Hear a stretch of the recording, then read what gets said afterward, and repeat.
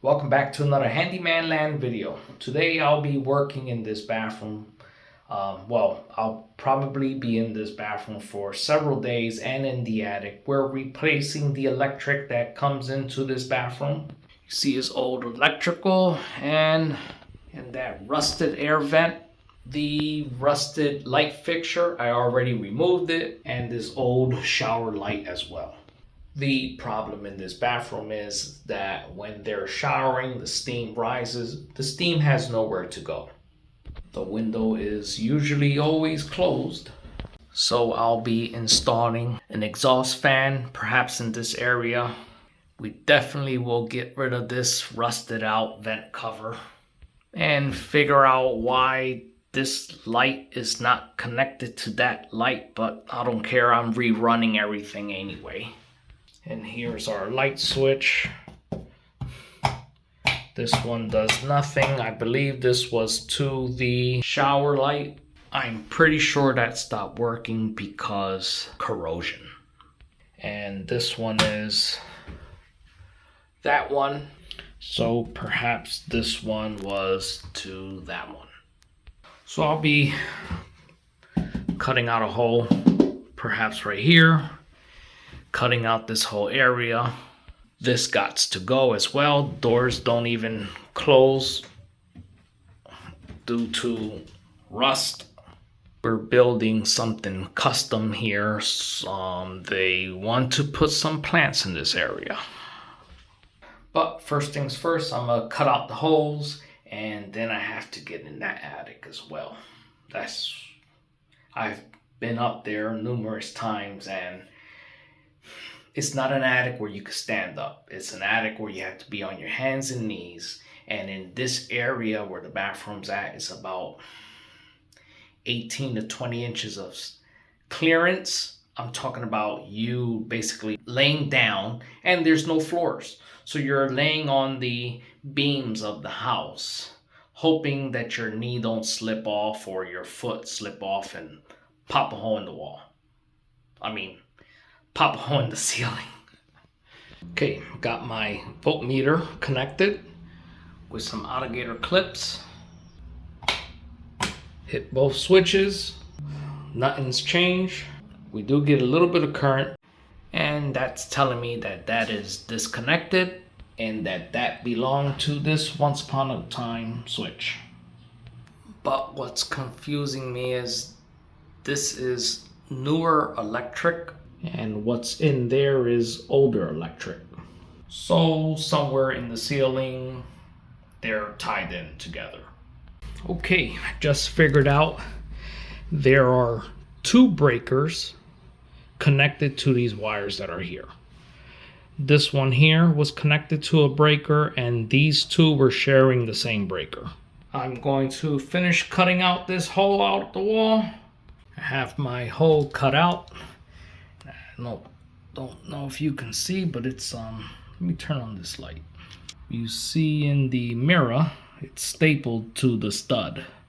So I'm gonna try to pull that out so I could have more playroom here. Here's where I'm at. So as of right now, I believe this one somehow is connected to this light fixture. This one is connected to the one light that was turning on. And this one, someone actually wrote the word, can you see that? Shower. But this one, I have no idea what it's for.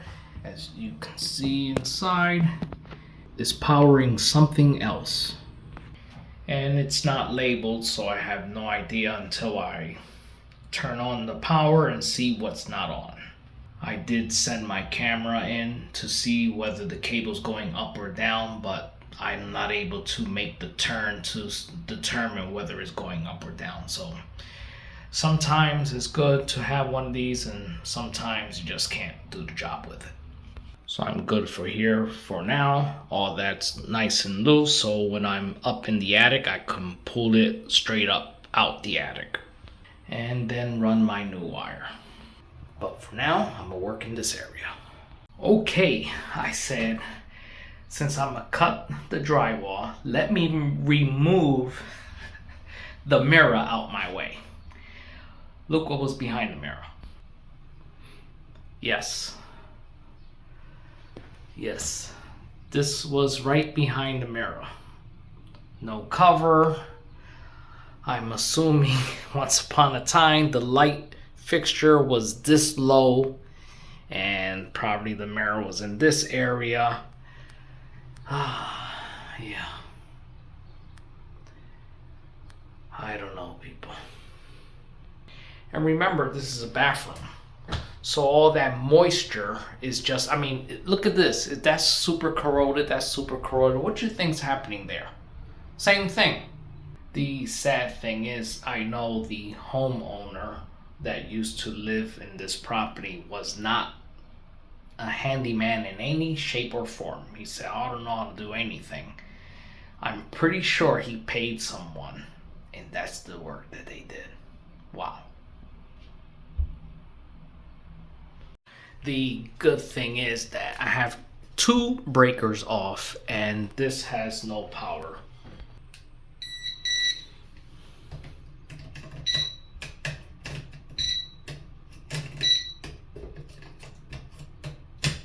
Yeah.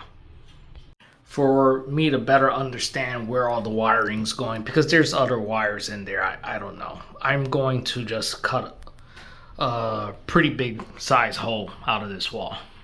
Okay, here's where I'm at. I had to make my hole bigger because I saw another cable coming in down, and I have to try to figure out where this one's going. This one right here. The new 12-2 wire, I know exactly what that is. I ran power to the middle room for an outlet, and I recall seeing this one. So this one here is the old outlet, and I couldn't remove it because it is stapled to the wall. So this is obsolete.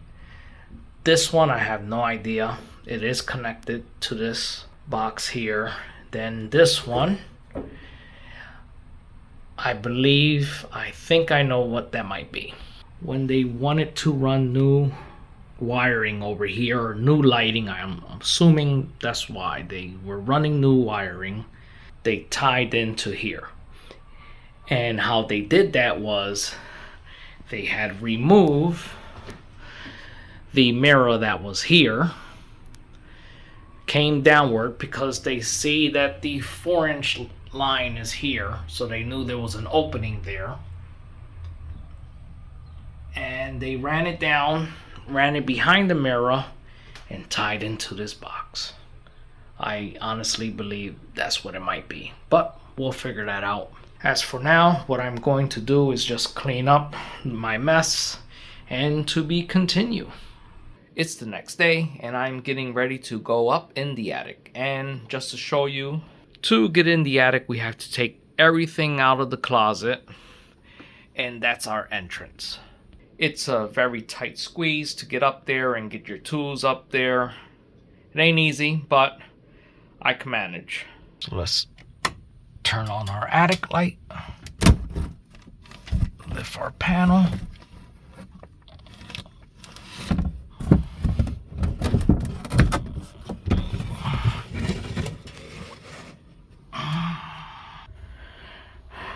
Okay, I got my Home Depot buckets up here with tools and supplies. Yeah, it's not easy. It is difficult to get up here. I'm already out of breath and I haven't done nothing yet, but just getting the tools up in that tight spot. I have to maneuver it slowly up the ladder, up in here. So it's harder than it looks. The good thing is that the attic fan is not on, and the reason why I say the good thing is not on, that means it hasn't reached 90 degrees in the attic yet, because once it's 90 degrees the attic fan will automatically kick on. And if it does reach 90 degrees, I might have to leave. I don't know if I could handle it. I was up here one time, it was 102, and you can pass out. If you do pass out up here, I don't know how anybody is going to even be able to get me out of here. They will have to, I don't know. They'll injure me just trying to get me out of here. So I am going to set up these work lights so I can see better what I'm doing. So some time back I did put some outlets up in the attic because I knew eventually someday I would need it, and I'm glad I did. So as you can see here, I have to get over there in that corner and over there. If I'm not mistaken, that's the hi-hat for the shower, and over there where the ductwork is at, that's where the rusted vent covers at and the two lights. So you see what I mean? There's not much space, and I have to get more further that way and figure out the wiring from up here and hope not to hit my head on one of these nails that are sticking out. I just have to be extra careful. It's not easy to have a hard hat up here. When your hard hat is more for when you're basically standing up, not crawling. So it's just going to continue falling off and being more not helpful than helpful. So I'm going to come in through the opposite side and crawl my way over there and then try to figure this out.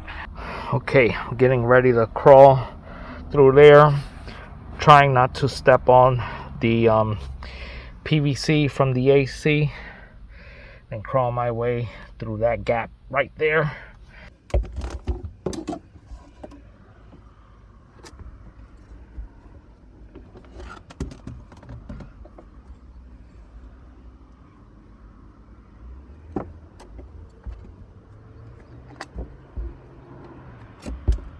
I fished this through so I can run my cable up into the attic. I still haven't found the source of power up there yet, but I'm working on it. Okay, I went up and down several times and I believe I figured out the source of the power that was in the wall. That was the 14-2 wire, the newer wire. The source of the power, I believe, is the GFCI. I do not see anything else that's connected to it. But what I'm going to do is right now, I'm back in the attic, so I will be putting 3 boxes here.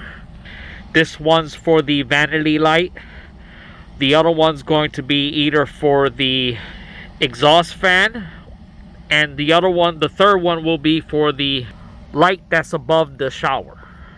So I know now that one over there is right above the shower, and then these over here are the ones, this is the one that I'm doing the vanity light. So vanity lights are over there. And if you could hear in the background, the attic fan turned on, so that means it hit over 90 degrees up here, and I'm gonna have to peel this shirt off of me when I get out of here. Okay, bear with me so I try to explain this. So this one here was the source of power. I popped out another hole up there because when I was still confused, and I saw it wasn't going to the attic, it was coming this way. Goes this way, comes down the wall, connects to our GFCI. GFCI turned off at the main breaker, and at the same time I'm going to undo all this so I can find the source of the power. Okay, I have everything disconnected now. I believe this one's going to be the source of the power. I'm not sure. I'll find out when I turn everything on. This is my new cable that I just finished fishing through. This one, when I pull on this one, it shakes, so that was for the switch.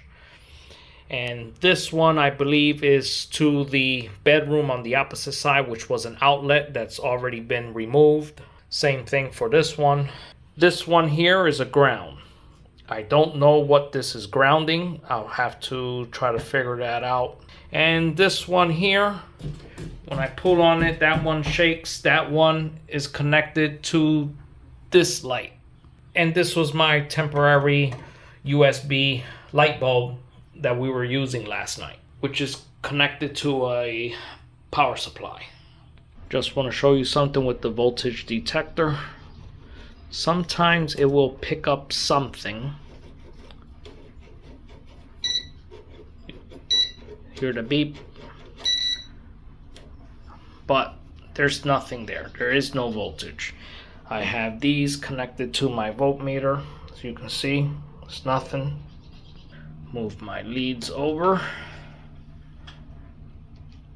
And nothing. But over here, definitely, as soon as we get close, that is our source. The best way to know if there's voltage is with a fluke meter or just any type of meter. So these wires I have another staple down there. I don't know if you can see it. I just gotta try to pull that staple out and then I can pull these out. Here's how we're looking. Got a couple left. We have this one here, the black wire, which is also obsolete already. It's already cut up top. This one is the one that is connected here. I'm gonna use it to fish my new line up in the attic. Then we have this one, which is source, so we have to be careful. I still have it on. I need to shut that off before I go back in the attic. And we got out, there was a ground wire. That ground wire was only to give ground to these older cables, and that ground was connected to the GFCI. As you can see, I already have the GFCI back on. I have a full video on GFCIs. I didn't want to get too involved with that on this video because I have a full video on that. I'll leave a link in the description at the bottom. I'm outside right now. I had to take advantage of the weather because it's really nice outside today. Here's the medicine cabinet that was above the toilet. I'm just stealing the measurements, transferring them onto this board. The goal is to make a custom shelving in that area.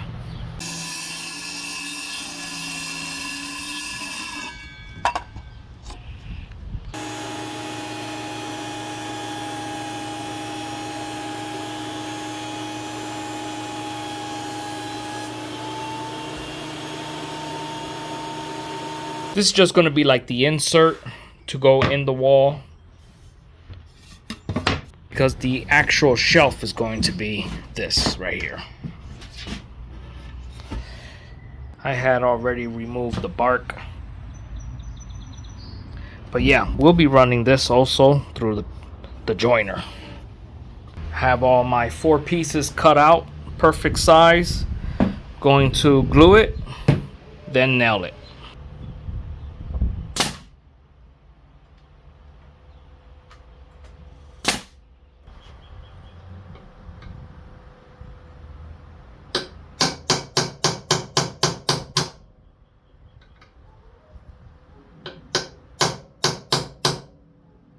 Let's make sure we're squared. Oh yeah, we're good. This staple gun here, it's my favorite. I purchased it online. It was $100, but it was well worth it. Also came with 1 battery and a charger. And I'm no stranger when it comes to staple guns. This one here, it's good, but it's very dangerous. It has no safety whatsoever. These hand ones, they're great as well, but if you're doing a big job, your hand's going to be sore the next day. This one here, this is my second one. I blew out the first one. Don't know what happened to it. Wasn't going to waste my time trying to fix it. I only paid, I think it was $19 at the time. This one, I got it for $20. This one is a Harbor Freight brand. The Milwaukee costs more, but it's well worth it.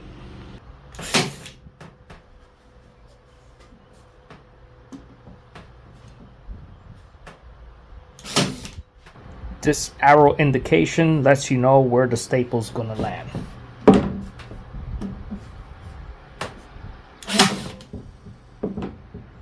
Okay, so the first part is done. looking good. I have my box hung now for the vanity light, and I'm taking some measurements to see where we're going to hang our towel warmer in this area. I'm gonna go ahead and install the light switch for the vanity light. And how I'm doing this, my ground here, then this is going to be a hot, and this is also going to be a hot, but we have to label it as a hot by putting some black electrical tape to indicate that it is a hot. And I'll give you a screenshot so you can have a better understanding on how I'm wiring this switch with our vanity light.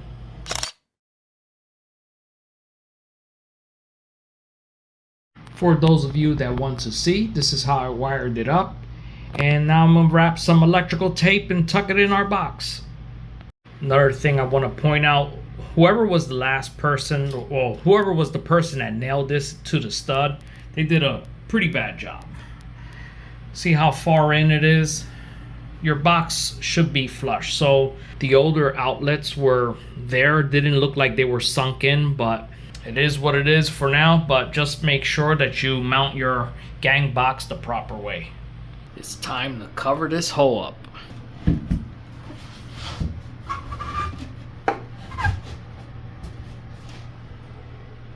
We have it in. We have 1, 2, 3 screws on this side, but it's not leveled. I grabbed a couple shims.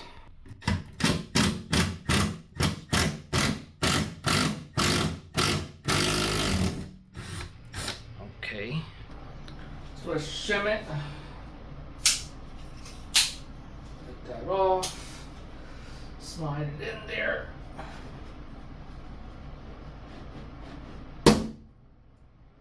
Okay. Looks level to me.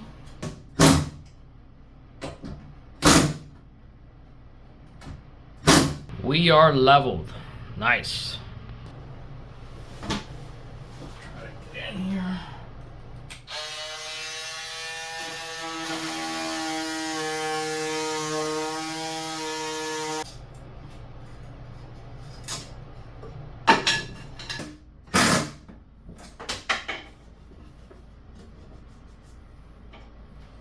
It's in. Just to show you the screws I was using, deck force. I prefer using exterior screws when I'm doing projects like this due to moisture, because this is a bathroom. And these, I purchased them at the big box store, but I'm pretty sure you could get them on Amazon. Take a good look at the threads here. They come in black, silver, and tan. Next thing I'll be doing, I want this light box center of my drain. I'll be using this laser. I think that's good right there. And I'm a little off.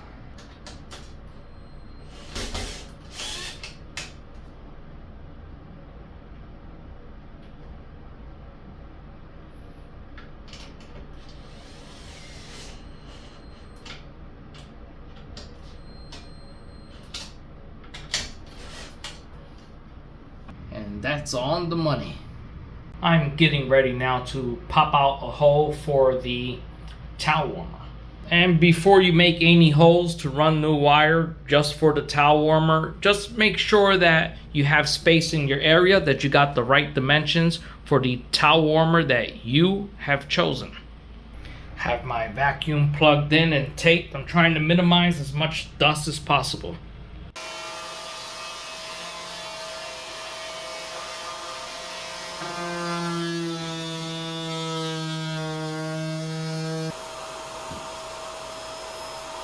Okay, just drilled out my hole so I could run my wire 1, 2, 3, and bam, come right out there. But we need to install some plates. Okay, next thing is I need to go up in the attic and make my connection. From here, and this will be the light switch. And let me show you a wire diagram so you could better understand how I'm making the connection. I'm at the shop. Let me get a blank page here.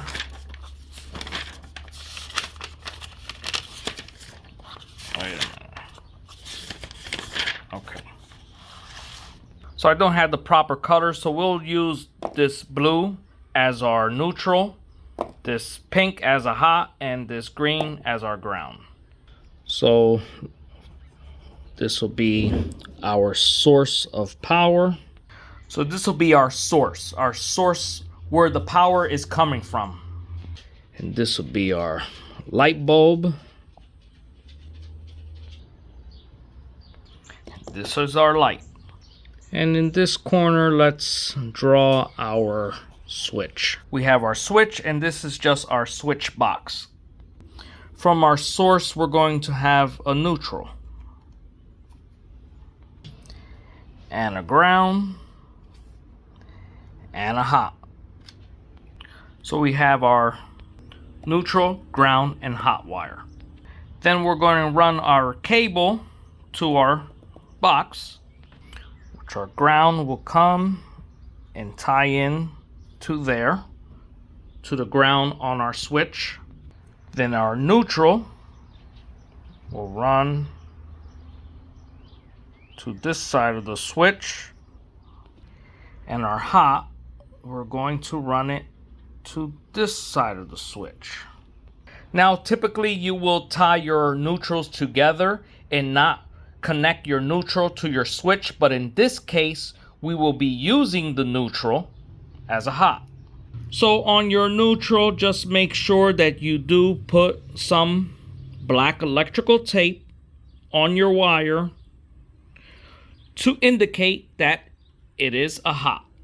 You know you're using it as a hot, but the next person won't. So don't forget to put your electrical tape there.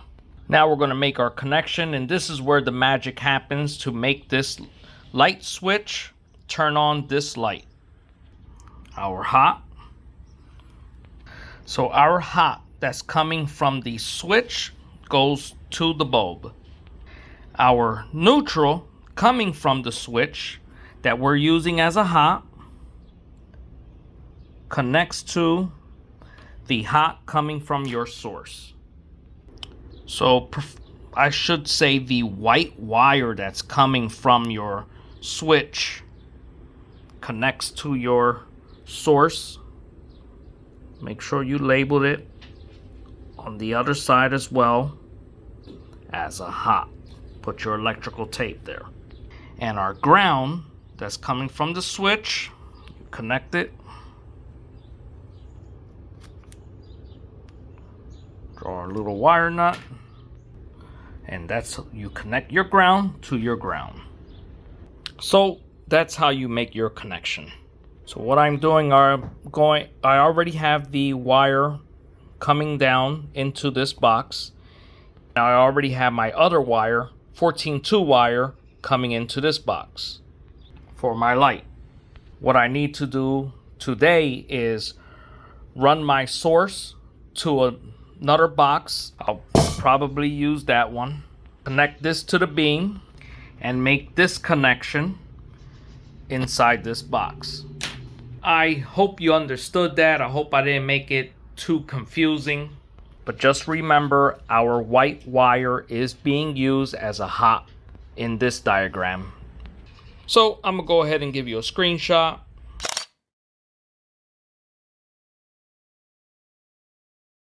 Okay, up in the attic I go.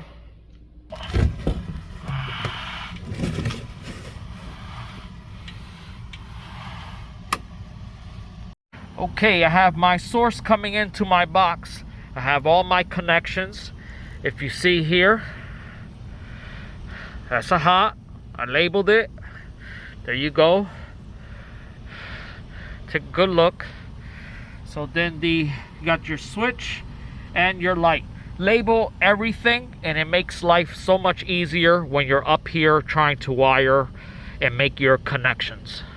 I have my wire leads on, have my voltmeter, light switch is on the off position. Turn on our meter, 15.6, which that's good, is always going to find some type of current.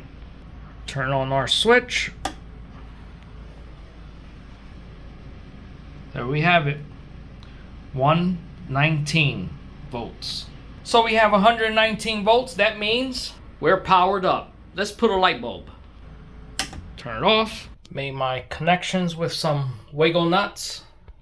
Let's turn on our switch. We have light. Woohoo! I replaced the light bulb. This bulb barely gives out any light. This one's one of the Wise light bulbs, which can be controlled with Wi-Fi. Download the app on your phone and you can control this light bulb with your phone. Let's turn on the light. Oh yeah. Last night I fished another cable down, a 14-2 wire that's going to feed the towel warmer. And we will control the towel warmer with this double switch. One switch will be for the towel warmer, the other switch will be for the light above the shower. Like I did for you earlier in the video, I gave you a diagram on how I ran the vanity light. So I'm going to give you a diagram so you can have a better understanding how I'm running this circuit. So let's draw our source of power. And let's draw our outlet. So I drew the outlet to match the one that I'm using. In your case, you have to check the diagram that the outlet comes with to make sure which ones are your common and your ground. You have a common A and a common B. And in the attic, I will be making my other connections. And we have a light bulb here. And here's our towel warmer. Our source will be a 14-2 wire. So we have our ground going to our ground. And we have our hot going to our common B. Now it doesn't matter whether you connect it on the A side or the B side, because for our setup we will only be using one. And it doesn't matter which one you're going to use because we only have one source of power coming in. We don't have two different sources of power. If you have two different sources of power, then what you do is this tab here, you remove that tab, and now you will separate these two, or should I say split. With the tab in, it's a complete circuit, and I'll show you by doing a continuity test. Just put your meter on dial, put one lead here, one lead there. That means that's a complete circuit. If you want to separate it, then you pull out that tab and then you have two different switches now. I hope I explained that right, but yes, we are keeping our tab in. If you look carefully, it does say remove tab to split circuit. It even has a wire stripping gauge there for you. And then we will have our neutral. And for this diagram, we'll be using blue as our neutral because I can't draw you a white line. And we will need some 14-3 wire. So we will have one going there, one going there. And our 14-3 wire has two hots. One will be red, the other one will be black. We will also have a neutral. Connect your neutral. And connect your ground. So this will be our connection to the switch. And our metal box, if you're using a metal box, you should have the box grounded as well. And our ground from our 14-3 wire, we will have a 14-2 wire going to our bulb. Your ground, because the lighting fixture should have a ground. And while I'm at it, let me go to the other shop and get you the light fixture that I will be using. We'll be using an ultra thin 6-inch. This is 3. These are 4-inch. These should be our 6-inch. These are 12-watt LED ultra thin ceiling lights. Let's take it over to the shop just to give you a better look. These, I will leave you the link in the description if you're interested. These I did purchase on Amazon. If we open this up, comes with its own little box. And your little box has a ground wire. And these double row screwless cons are provided as well. And we have our hot and our neutral. And we'll connect the bottom switch to our light.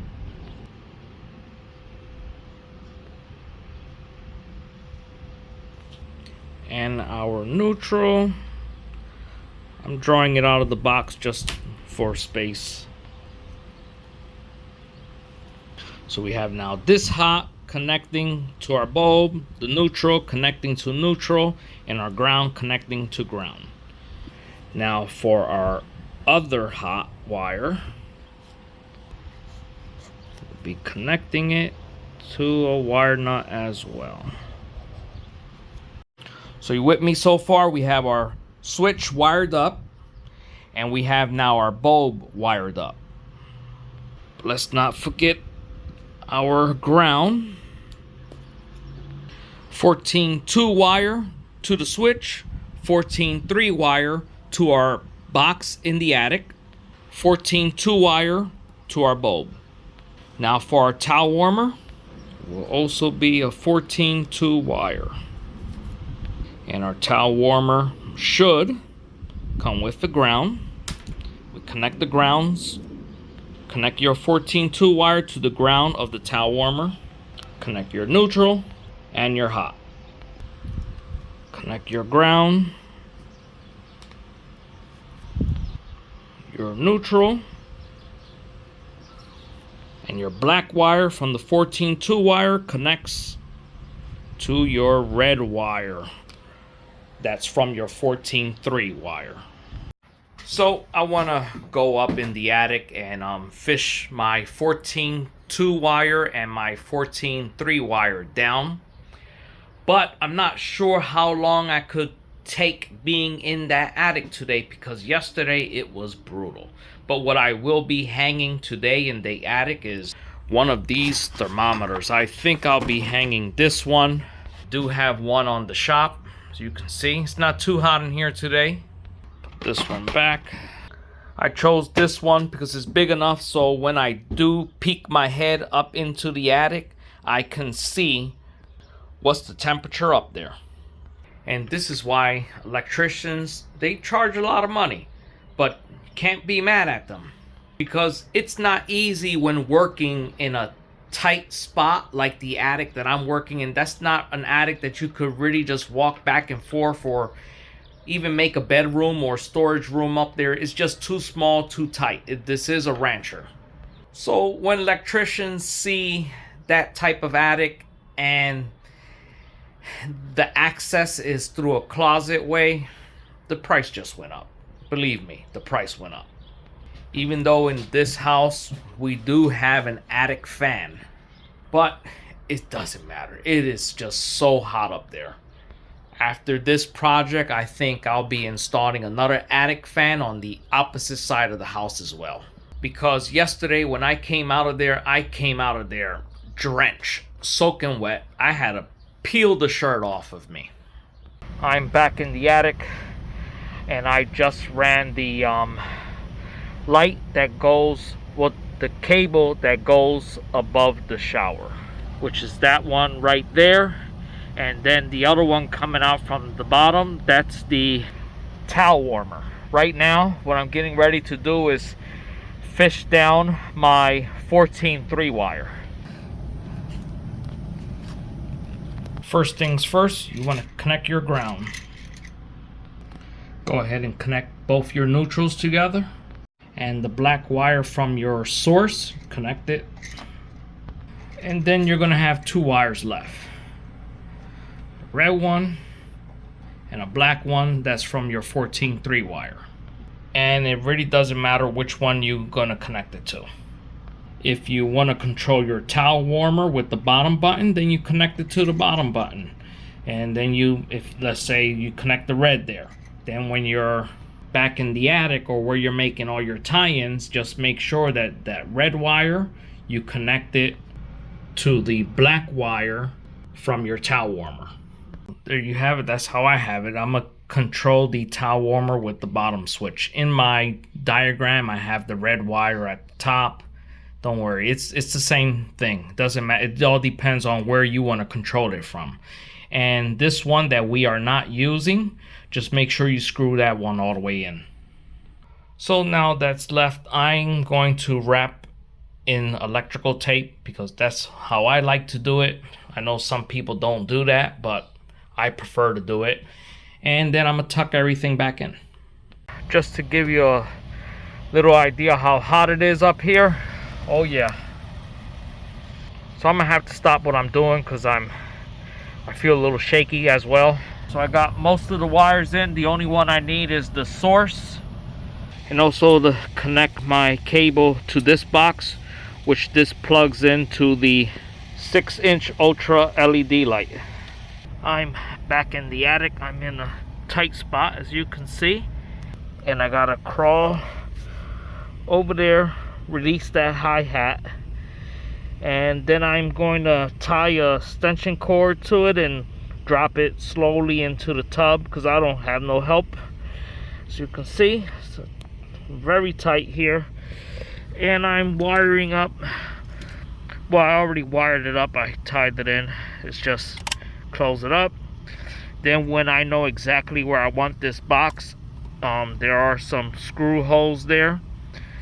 Then I'll tie it to one of the beams here. Then this end, you just screw it on to your light. Okay, it's time for me to get out of here. It's got very hot up here. As you can see, we're now at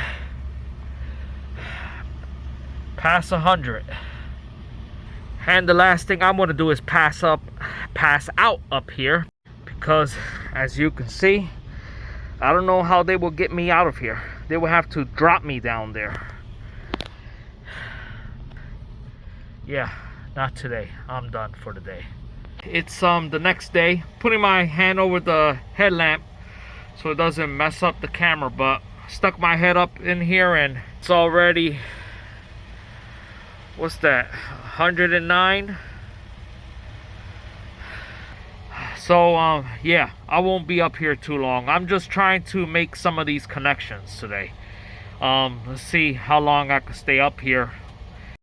I'm not sure if I got to show you in this video my Milwaukee staple gun. Man, this thing saves just so much time instead of hammering a staple in. Just press in and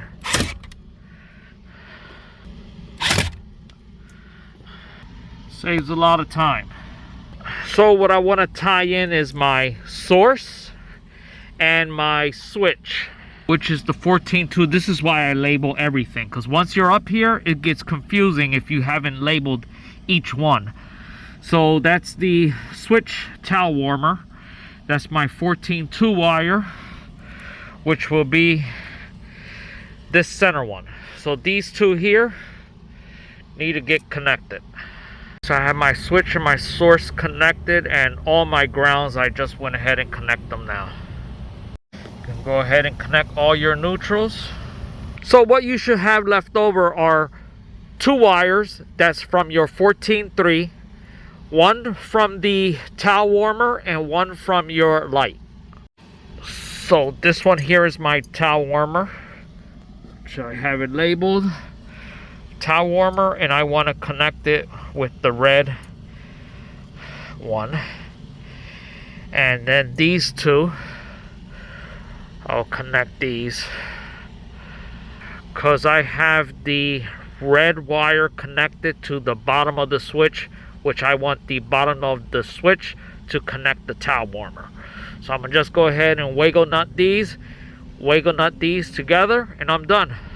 Okay, so from here I have my white is the source to all the lights from one part of the house, and then the yellow is the 12-2, that's the source for the outlets, and this is going connecting to the panel box. So what I have all these tied in here, what I did was I pigtail, and then all I need to do is pull out this one, and a ground. Sorry, not sure if I caught that on camera. Instead of pulling everything back out, all I have to do is just pull these right here out, and I could just connect my next connection, which will be later on, because we're also going to install an exhaust fan for the bathroom. Okay, let's turn on our breaker. So our top button should be the shower light. Nice. And I'm only testing right now because we have to clean the ceiling of the little bit of mold that's left, and then I'm gonna show you a special paint that I purchased. Let's turn that off. Let's turn on our meter. Okay, very low current there. I have my leads here because this is where the towel rack, or should I say towel warmer, will be installed. Bottom switch,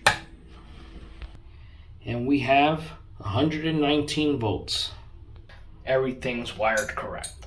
So now I can definitely close off this whole area now. So let's turn that off.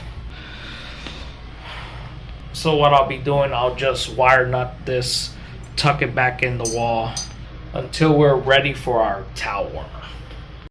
And to be on the safe side, we will put a cover. Last thing we want is a child to stick their fingers in there. I have now my other 14-2 wire fished through, and I'm wiring it up exactly the same way I wired up the first one. And this one will control the exhaust fan and a light. I want the light to turn on with the exhaust fan. The reason for that is because I know that the kids, they're not going to turn on the exhaust fan. So, but they're going to want the center light on. So I know that by connecting the two together, they will end up having to turn on the exhaust fan. So here it will be our light, and that one will be the exhaust fan. And remember, tape your neutral as a hot. Now I'm gonna just wrap it in electrical tape and put it back in our wall, and this area here is done as well. And another thing with the towel warmer, I left extra slack, about a good 12 inches of slack, just in case in the future if someone wants to rip out these tiles and they want their towel warmer lower, they have the option. Okay, got my cable for the exhaust fan switch labeled in the box. Then I'm gonna run for the source of power but not connect the source yet. Then tomorrow I have to climb back in my favorite spot, remove those two hi-hats. Not sure if you can see, there's one there and one on the opposite side over there. Let me see if I can zoom in. There's one over there. Then I could remove those, get them out my way, and then we could check out the exhaust fan that I purchased. Nice. But then we have to run for our exhaust fan, the hose all the way to that side over there, and drill a hole from the outside near our attic fan to vent out the moisture from the bathroom. Back in the bathroom, what I'm doing is just staggering some of the wood there, something so our drywall can grab onto. We have some scrap wood from the shed. Any scrap wood would do. I have one there. I'm gonna slip one right behind there. Probably one in the center and one in the center there and there as well. We are back in the shop. So here's the ceiling extractor that I'll be installing. I believe I already showed you the 6-inch LED. We have some 4-inch hose clamps, 4-inch duct tubing, and a 4-inch vent. For this 4-inch vent, my plans are to drill a hole through the side of the house, so I will have to get on the roof to be able to drill out that hole. But for your situation, it might be different if you're going through the roof. Well, it's definitely going to be different if you need to go through the roof. And if you're installing one of these, you definitely need a backdraft damper. I know some people don't install them, but you really should install it. And how a backdraft damper works? Well, if we look on the inside here, the air that's being vented out of your bathroom can go through, but the air from outside cannot come in. So if you're installing any system where you're venting air outside, you really should install one of these. Even though your vent has a screen, you really should still install a backdraft damper. So let's take a look at this unit. Comes with instructions. Interesting. Here's our unit and some hardware.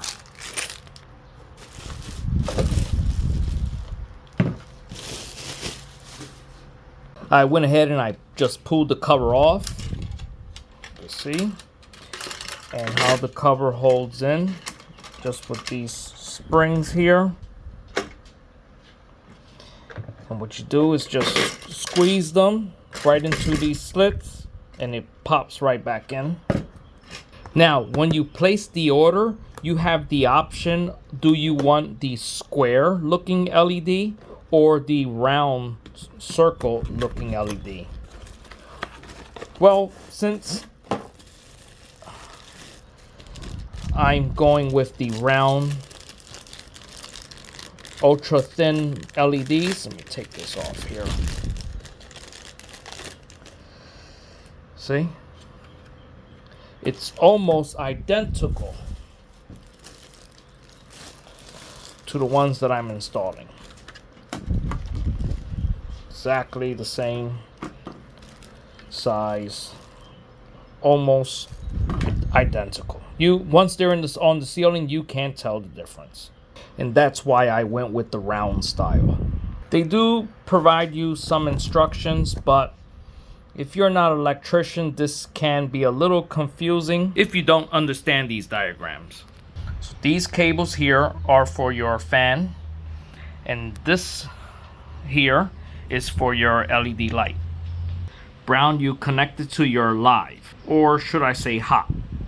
Blue, you connect it to your neutral. So basically, your brown wire connects to your black wire, your blue wire connects to your white wire. And I will be using this box that comes with our ultra thin LED light to make all our connections. Now, you can connect this setup multiple different ways. The way I'm doing it is I want the fan and both lights to come on at the same time when that button is pressed in the bathroom. If you don't want to connect it like that, then you can connect the lights separate from the fan. You can connect this to double switch, single switch. You can connect this to those fancy switches that have the word light and fan on it. Let's flip this over and connect your springs. Let's see if I can get them here. Just kind of show you on the camera.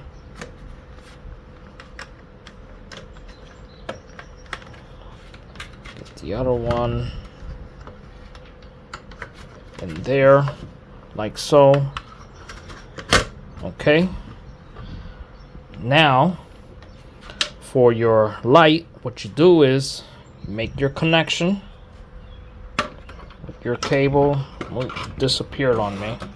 Where's the cable at? There you go. Get your cable, and you can't connect it wrong. It's impossible. There's a little groove where you only could connect it one way, so you don't have to worry about messing that up.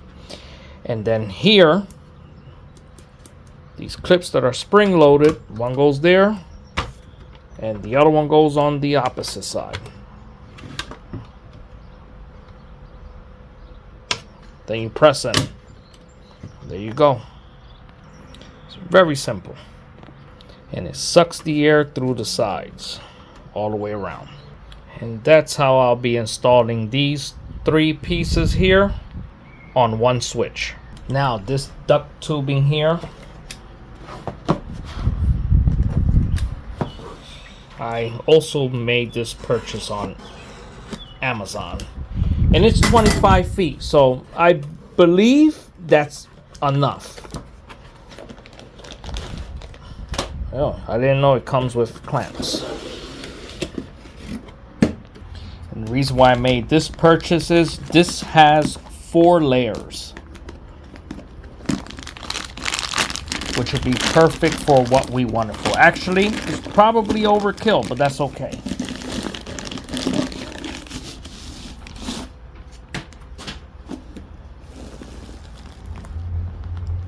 Nice.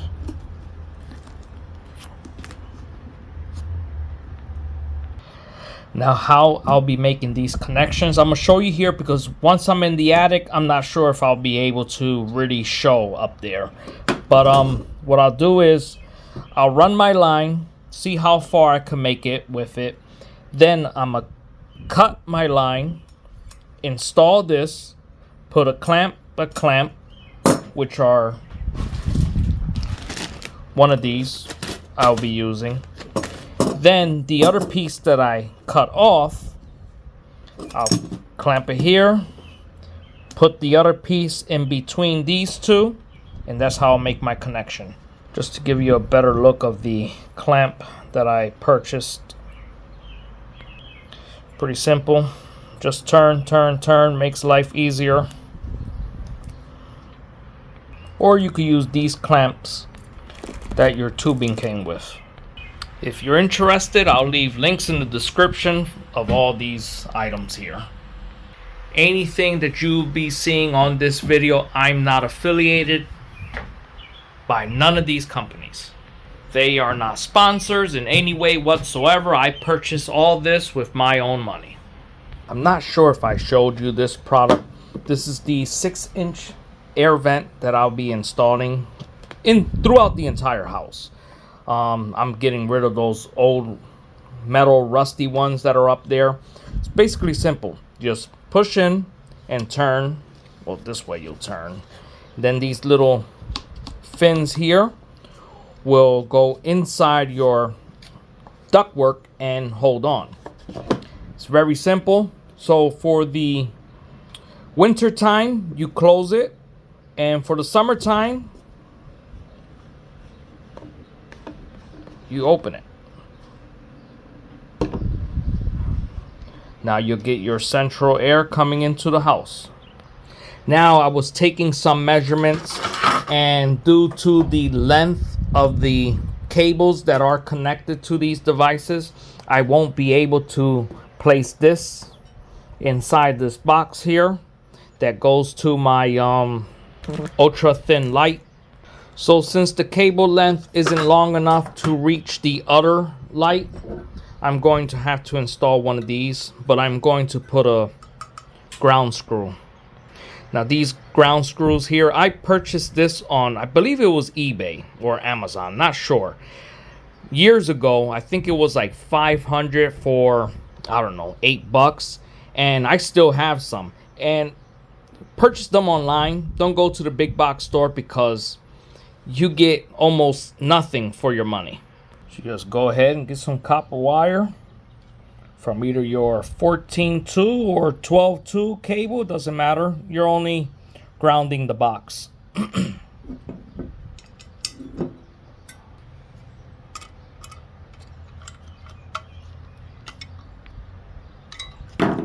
Now I chose this box because I could connect this to the studs up there, and I'm hoping I'm able to connect it to the studs, because I don't really know the measurements, and these cables they're not too long, especially the one for the light.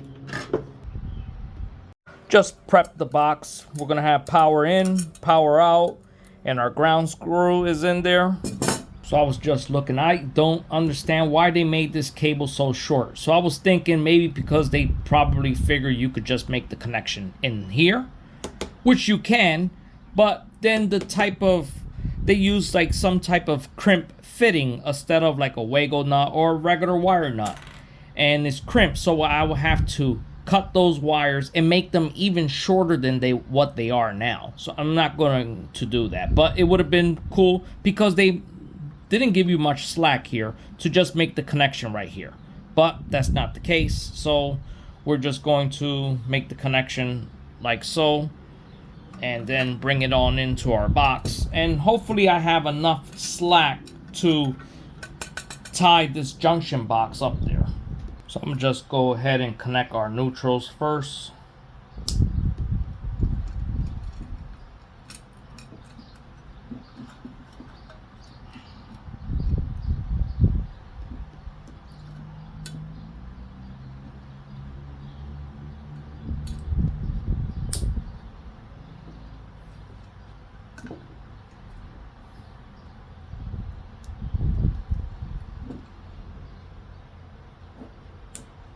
Okay, our neutrals are in. Let's make sure we get this ground.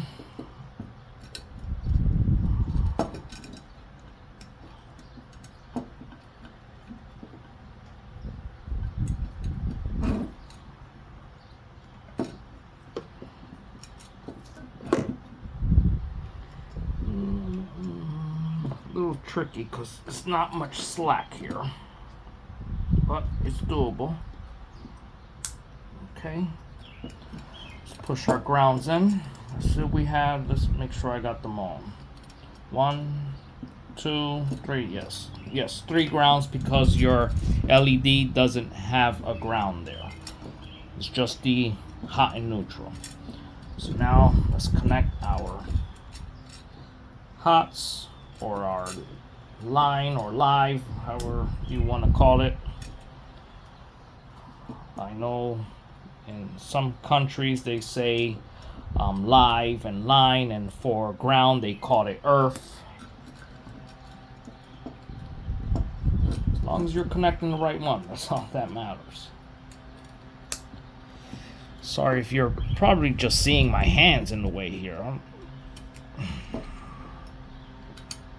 Okay. So we have our hots, our neutrals, and our grounds connected. Okay, now that's done. I just need to get a cover for that. And now we're going to connect our 14-2 wire to the junction box that our light comes with. Typically for your junction box or outlet box, you will have at least 6 inches of cable. But in this case, since it's a tiny little box, these are roughly, I will say, about 4 inches. So I'm gonna have my source of power coming in from this side, and then to feed our fan coming out the opposite side. Okay, so I have this little box now prepped. Got my hots, neutrals, and grounds. This will be where I connect the source when I'm up in the attic. So today will probably be the hottest day in the attic. It's in the shop, we're about the mid 90s. So that's why I wanted to make most of these connections in the shop. Now, the other day I put out a short, like 60-second short, where I'm in the attic and I'm basically complaining that it's hot up there. And then some of the comments, they made me laugh. Some people told me stop whining. Some people said just get the job done. I said when I get paid, I'll stop complaining. I'll feel happier once I'm done. And some people are saying that they've been in attics that are in the like 120, 130, and in crawl spaces. I'm like, man, if you do that like throughout the summer, that's your job, to be in the attic in a crawl space, you got that. Just be safe, drink a lot of water. I can only imagine some of these people, they're probably from, because I have subscribers that are from the UK, Australia, so I can only imagine in Australia how hot it can get in an attic or a crawl space, and in Texas how hot it could probably get. Yeah, so you're talking about dangerous levels. I'm not used to that. I get up in an attic probably 5 times in a year, most. All depends on what I'm working on, or in a crawl space. Probably more often in a crawl space to do plumbing and things like that. But yeah, I just say if you do that as your job, your weekly job, where you have to get in these attics, stay safe. I mean, you're probably more immune to it than me. But if I can, I'll leave a link in the description of that 60-second short. And some people gave me some really cool ideas. Like one person said, if they have the central air running in the house, you should bring a fan with you and just stick it up in that hole to blow some of that cool air up there to help, because it's dangerous. Like, I couldn't even see because the sweat was just getting in my eyes, and I have to wear a mask when I'm up there because we got all that old insulation in that house, and forget that. I'm not trying to breathe that in. But yeah, stay safe when you're working in these hot attics and crawl spaces. Now for our fan, the hole requires a 8-inch hole, but we have a 6-inch hole, so all I did was just cut out 2 notches on each side. I have my shape of my fan cut out, so I'm gonna go ahead and cut it out with my drywall cutter. But unfortunately, it's going to be a little more fun for me because we have 1, 2, 3. I don't know why there's 3 layers of drywall here. I did break off some up top just to ensure that they weren't trying to hide mold or something, and that's not the case. I don't smell it, I don't see it. I just guess they kept redoing the ceiling. Perhaps someone had put wallpaper once upon a time and then they wanted to cover it up with drywall. I hung this 1x4. I just screwed it into the stud that's up here, and that 1x4 will fall. It's right underneath this blue tape. Then I have something to screw in my screws to. And the shape of this is a 8-inch by 8-inch. So to get it square to the ceiling, what I did was I ran my tape from here to there, 17 1/4, 17 1/4. Then I made my line, and then I used the box that the lights came in to finish off making the square. I need to get another board on the opposite side. Here, got my other 1x4. If you can vacuum up here, go ahead and do so. That's what I just finished doing. Got my wood in place. Now I'm going ahead and put 2 screws to secure it. Okay, got my 2 screws in place. Now I can remove the tape.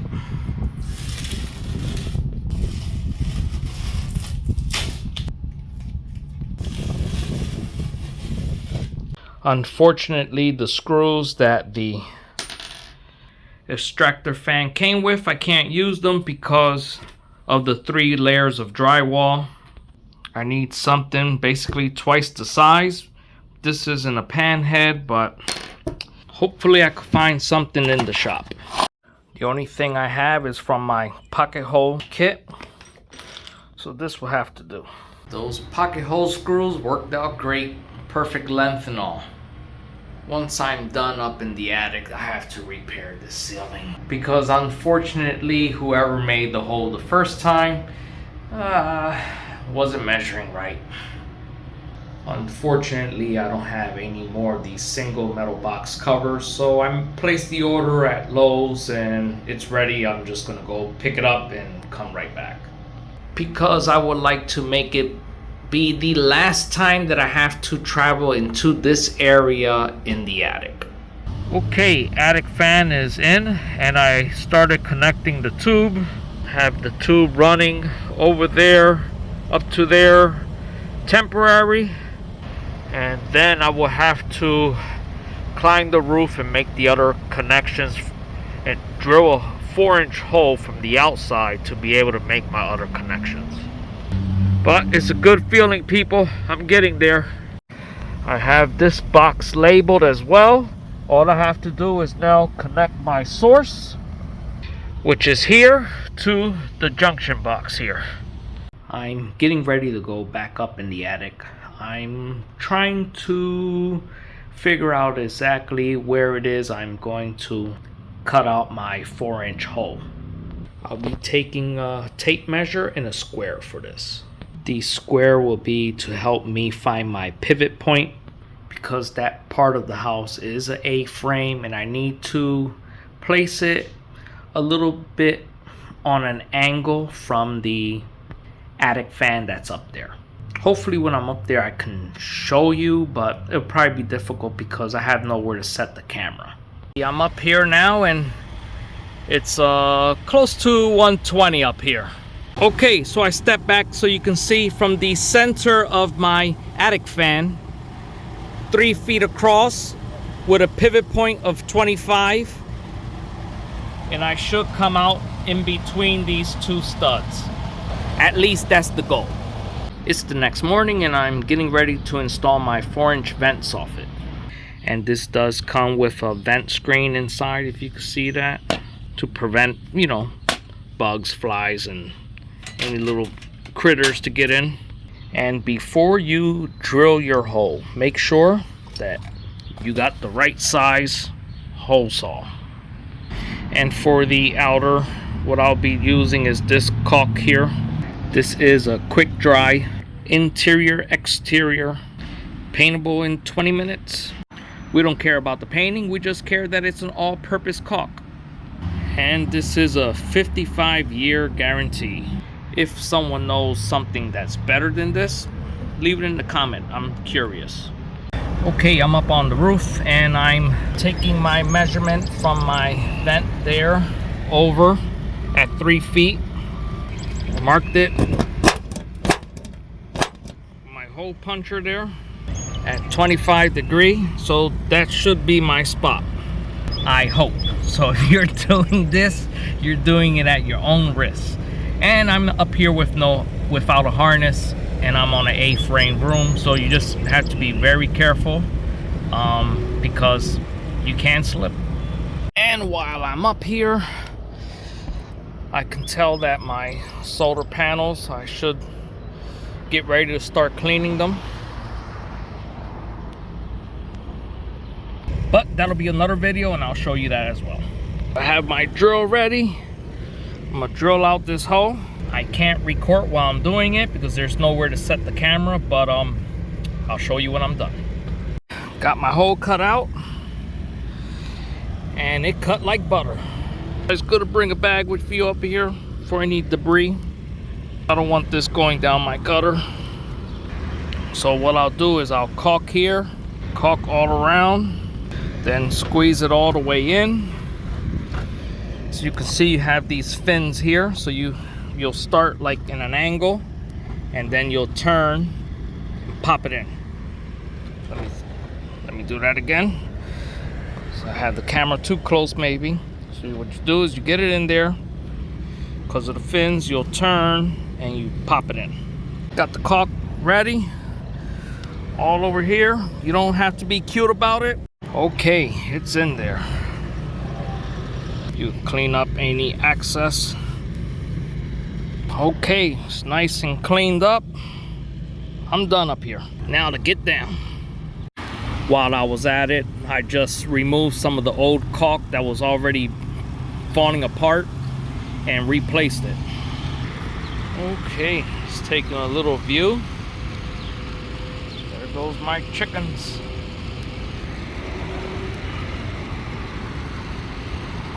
It's actually a beautiful day for this. And here's a roof tip.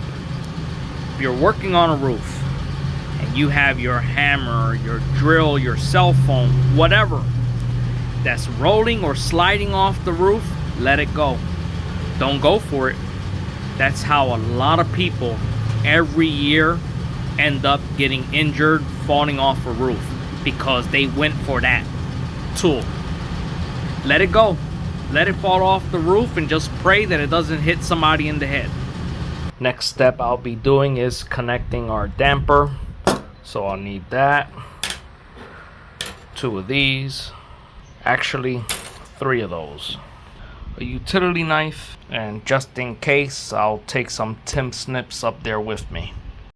Okay, everything's connected. Unfortunately, I thought the camera was rolling, but it wasn't, and I already made my connection, but pretty much get how it is. And the good thing is that I did bring Tim snips. I needed the Tim snips to be able to cut this wire here because utility knife just wasn't going to do it. So that was 25 feet of tubing, and I have about 2 feet left over. Getting ready to paint our walls with our mold killing primer, and I'll give you a 6-month review of what I think about this product.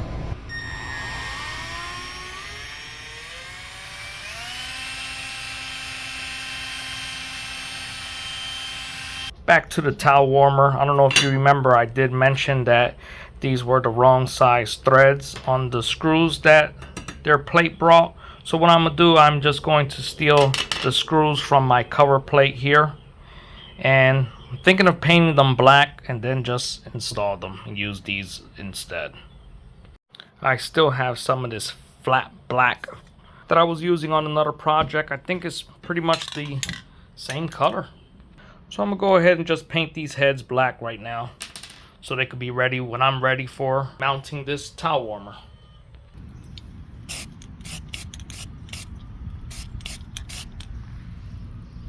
Now, what do I think about this primer? Oh, I love it. It goes on very thick. This is the drywall area, and the ceiling above the shower is like a cement board. So for this bathroom, I used up half a can, and this stuff's expensive. So I will be using the other half to paint the bathroom in the basement.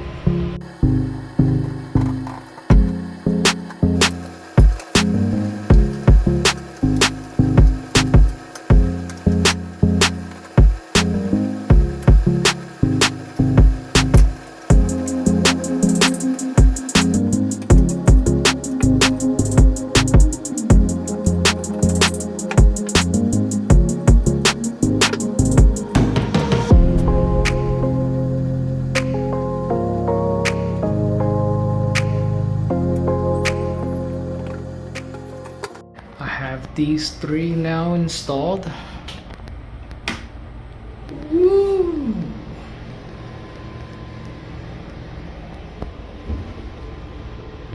Now it's time for the vanity light.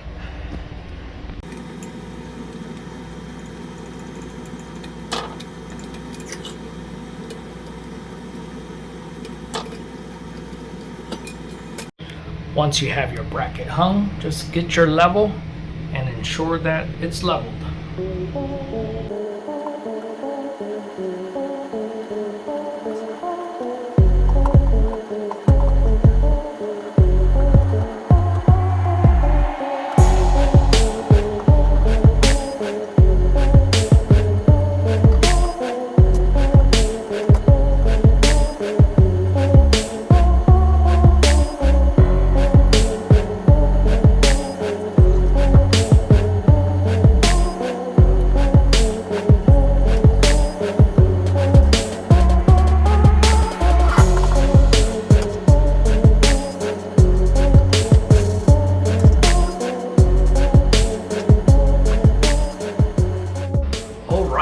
It's installed, but guess what? I just realized this light fixture does not bring any bulbs. Usually when you purchase a light fixture, it'll bring some cheap bulbs. This brought nothing. So I'm gonna just screw this wise bulb in and take a trip to Lowe's. It's a little disappointing because this wasn't cheap. This was around 78 bucks. I did purchase that fixture at Lowe's, but I could have sworn I'm gonna check again on Amazon. I think the same one was for around 40 something bucks. It is what it is. The box is already open. I already hung it. I didn't notice till the last minute. And it's a beautiful fixture, so I'm gonna just stay with it and get some bulbs. So on the box it does show the bulbs. And I just realized the bulbs should have come right in there. Perhaps it was a return and someone took the bulbs out and sent it back and they didn't realize that they took the bulbs out, and I gotta take the hit. So I couldn't stand looking at the fixture like that.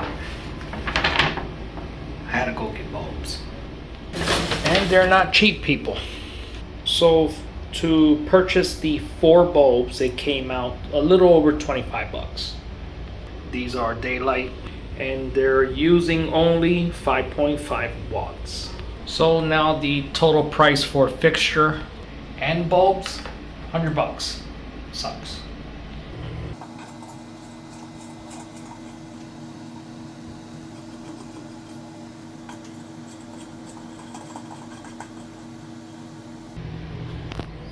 Okay, moment of truth. Woo!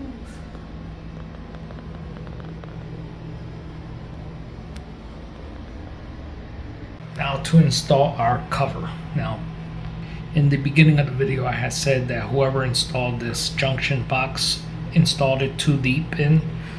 So you see how this switch here is too far in? They do sell a fix for that.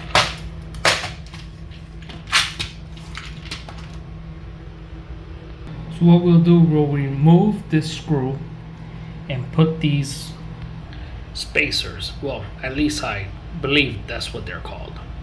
So you just break off as many as you need. You can connect them. You see, you can keep connecting them until you get the gap that you have there filled.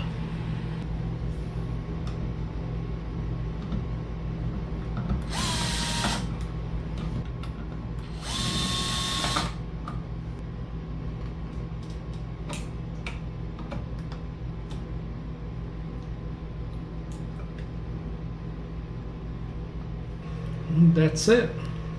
So the plate that I'll be installing, you won't see screws because then the plate itself has a cover. Just gives you a nice cleaner look.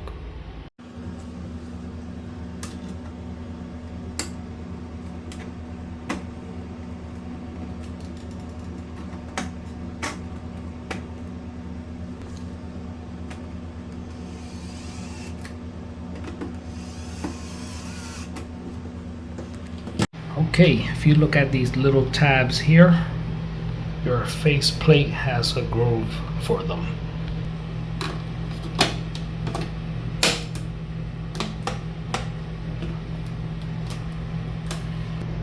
Okay, that look nice.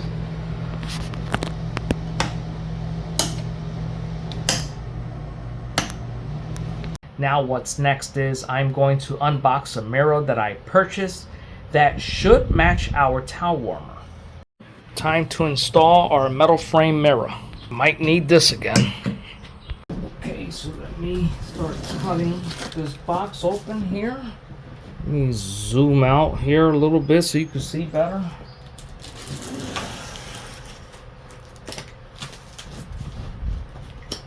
Just straight down the metal.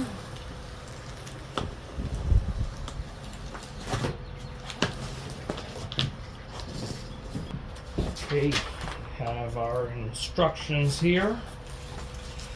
This is like a template here to hang our mirror. Hardware, get out of the way. Okay,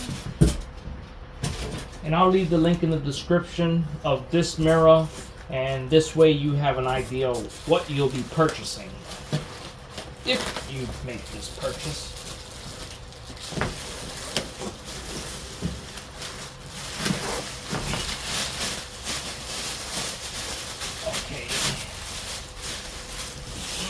Let me just get it out of this bag. So here it's a ultra thin frame. Nice. And it's a 30 by 22 and a half. And it does have a protective film, so we'll remove that when we're ready to install it. And show you the back side. And these are your mounting brackets. I got a little carried away and I started working. I forgot to record, but basically what I did, I took the laser level, centered it with the drain, centered it with the screw from the vanity light. Mirror's 30 inches wide. I just made a center mark, 15 that way, 15 inches this way, at the same time using my level. And that's how I got this mirror to a perfect level and centered. This does have a protective plastic on it. There you go.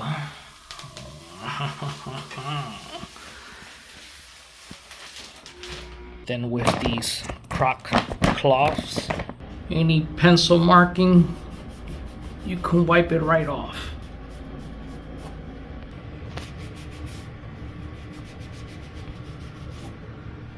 And next is our towel warmer. So what I did, I just dry fit it first. I had to put my cable in here, held it there, placed my level on top, then I outlined the 3 locations, X marked my spot. Now to install these, just place your Phillips screw in there.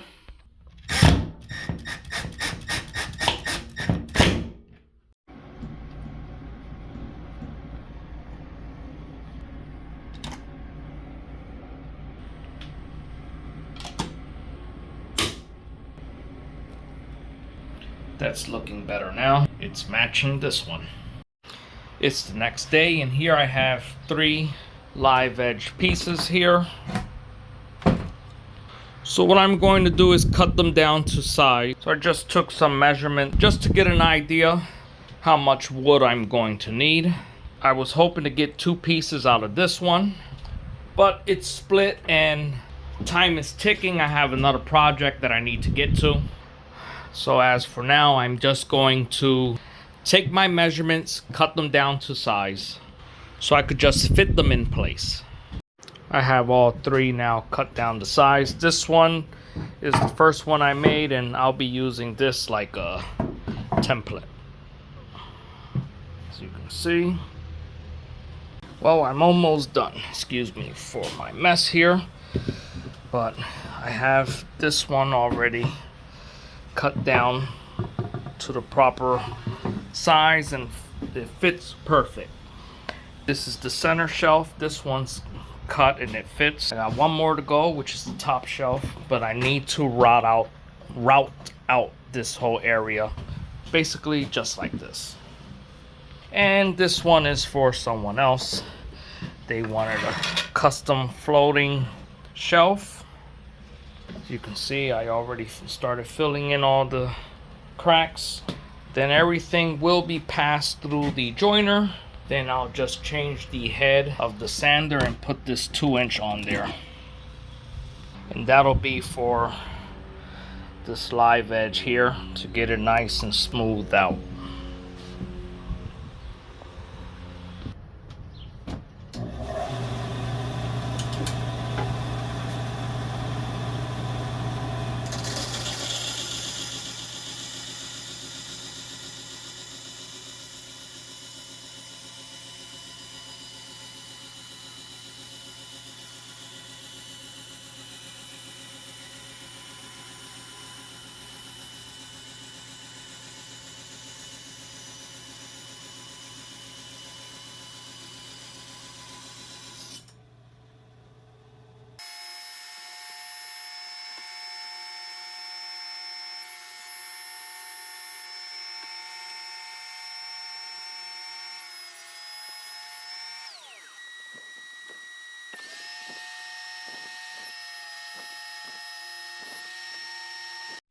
And I'm going to end this video right here.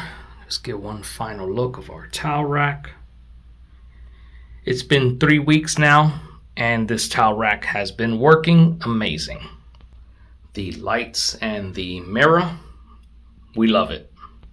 And the mirror, everyone that sees this mirror, they love it. It's just an awesome look. Just gives the bathroom a nice modern look. Our live edge custom shelf that I built from scratch. It's awesome. The only thing that's left to do is I will be putting some wood oil. And once I do that, that live edge is going to just pop. And just to give you an idea what the shelving is for plants.